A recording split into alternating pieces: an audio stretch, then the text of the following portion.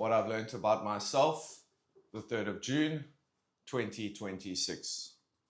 On our path, obstacles are unavoidable. But if we are able to identify the obstacles that will inevitably arise, we can try to anticipate them and develop strategies to mitigate them. My biggest obstacle is myself and my own mind.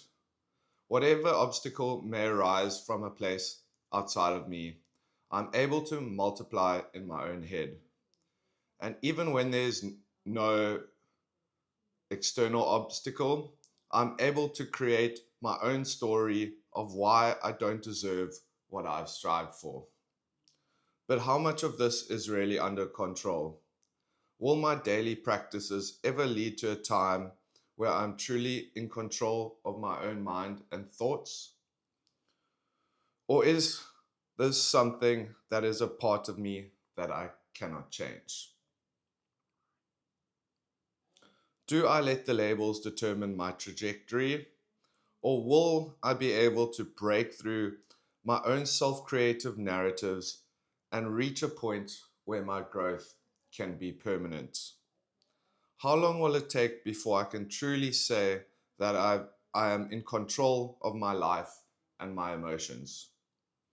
Is this putting too much pressure on myself once again and become one of the reasons for me to fall back into the familiar patterns of my old self? Am I creating a loop that will prevent me from making any true progress? Am I overthinking something that can only be possible if I stop overthinking? How do I find the motivation to keep going when the destination seems so distant, so out of reach? One day at a time is all I can do right now. Each day I sit here is its own success, and I need to be wary of the only thing that can get in my way, my own self. So, throughout the last few days, I've felt the pull back to my old ways, to the familiar. The feeling of starting something new comes with its own challenges. The challenges that I self-impose while I am trying to learn about myself and make actionable changes in my life that can improve it for the better. At the moment, I kind of feel a little bit conflicted because I get into a mindset where I am so determined to make the changes that I want to make in my life, only to feel the self-doubt and just the uncertainty of my new life that creates some sort of internal resistance. And what I'm also trying to figure out at the moment is, again, how much of this I can actually control and how much of this is going to be a challenge that I'm going to take with me for the rest of my life. Um, that challenge is something that, again, I'm trying to figure out if it's a challenge that is going to always arise or if it is something that I can finally be able to get control of. And that challenge is living life with ADHD. Um, Even now, I have this hesitancy to even talk about ADHD because to me it is so glaringly obvious that that is something that has caused so many roadblocks and things pulling me back into a way of reacting, a way of processing what's happening currently in my life, and also just the connotations that have become associated with this label. Um, what I've also noticed a lot is, again, when we think of ADHD, we think of the common traits that would identify most people with ADHD, which is hyperactivity. But what if you don't have that hyperactivity going externally, but what happens if that hyperactivity rather happens internally, which is definitely the case with me. And I've always thought, like, I've never done enough diving into the subject of ADHD and what it fully entails. So I kept thinking that there were, like, now things that are wrong with me because of my worldview, because of my values and my upbringing. But now I'm wondering if those are actually just quintessential traits of having ADHD. And yes, I'm should be able to, over time, be able to control my mind a lot better. But what parts of that control do I actually have full control over?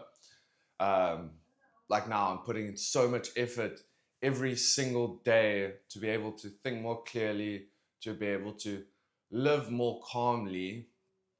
But now I feel like there are certain things that just keep getting in the way of me becoming the person I want to be. And I thought that that was just that I wasn't putting in enough effort, that I wasn't putting in enough work, but I am putting in way more effort and work than is actually necessary. So maybe that there's actually something outside of my control that I might have to live with, but not live with it in a negative way, but live with it in a way that I can be aware of some of the complications that arise. Like, maybe I'll get to a point where no matter how happy I am and no matter how good things are in my life, that the doubt will always creep in, that I'll always have this self doubt. And I thought that was my own creations of my mind, just to be thinking so negatively about everything, being so harsh on myself, because up until this point, I have just, like, if you could hear the way that I talk to myself, it would be like, how the fuck does he manage to live day to day? Telling myself that not just that I'm not worthy of achieving something, but telling myself that I don't deserve anything, that I'm a piece of shit, that I'm a bad person. But again, maybe I've just got to come to terms with there are some aspects that no matter how hard I work, I'll never be able to control it. And one of the other things that makes it super hard is no matter how much I come to terms with the fact that I won't be able to change some of my characteristics, what if those characteristics that are out of my control and I can't change have an effect on me in the real world and throughout most of my social interactions? So that's where I'm at now. Going, I almost feel like I've gone back a few steps. I was feeling so determined. I was like, yes, I'm finally doing it. And then again, there were certain things that I just couldn't figure out why I couldn't control. Like in my meditating, no matter, it's been a month and I'm doing multiple meditations per day, but it actually feels like I've in a way gone back to, not gone back to day one, but that I can't reach the point of being able to keep a quiet mind for a sustained period of time. And I don't know now if that is something that, if I keep working, if I'll be able to accomplish it, or if it's just trying to chase something that I will never be able to quite get under control.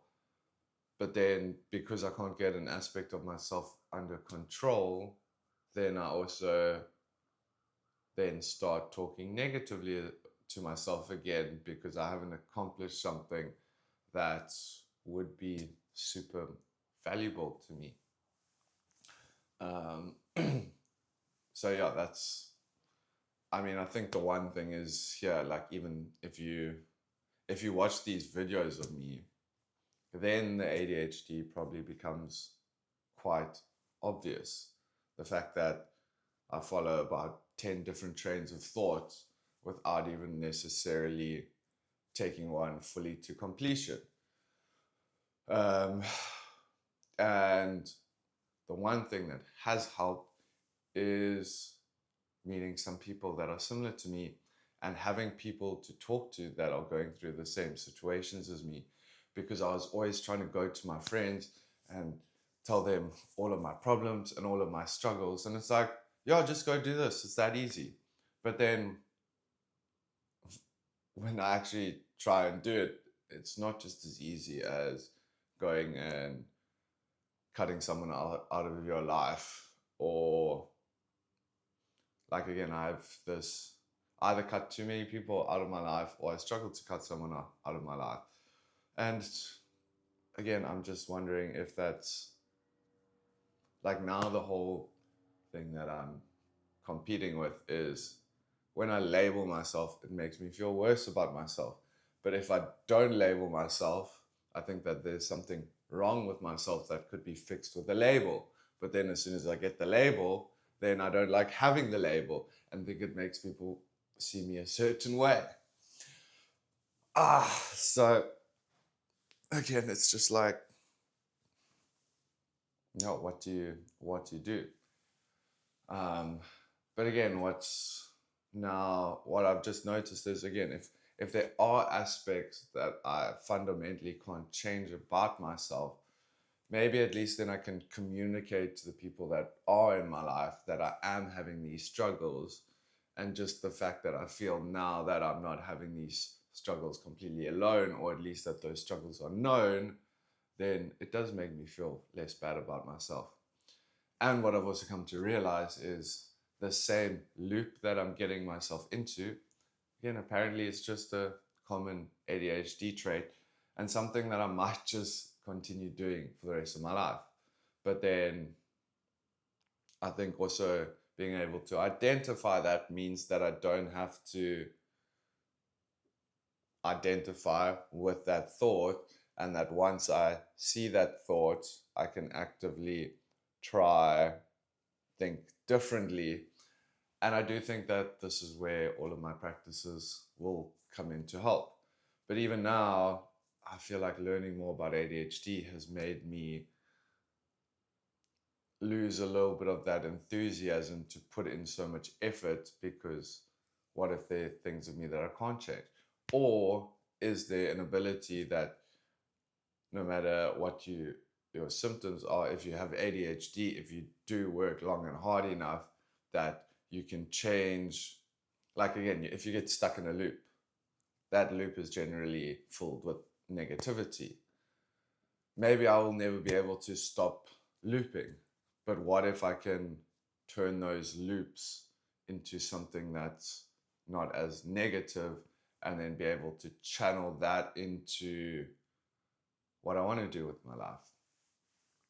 So again, it's just me sitting here figuring out my own thoughts and my own mind, and also at the same time using this time to improve my communication skills. But then I'm also like, if am I improving or hindering my communication skills since I'm not following a script? Because I notice, like, now when I'm trying to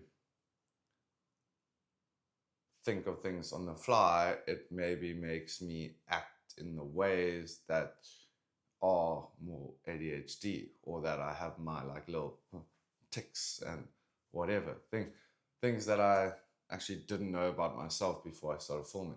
So was it better to be ignorant about those things and then not know that people are seeing those things? Or now that I've brought those things to my attention, am I focusing on them more than I should be? But again, that's just another loop. And maybe I've just got to come to terms with that. But again, I got to get started with my day. I need to get myself out of this loop of thinking about looping and making even more loops. And that's just the ADHD condition. So, thanks for watching, and I'll be back here again tomorrow, as always.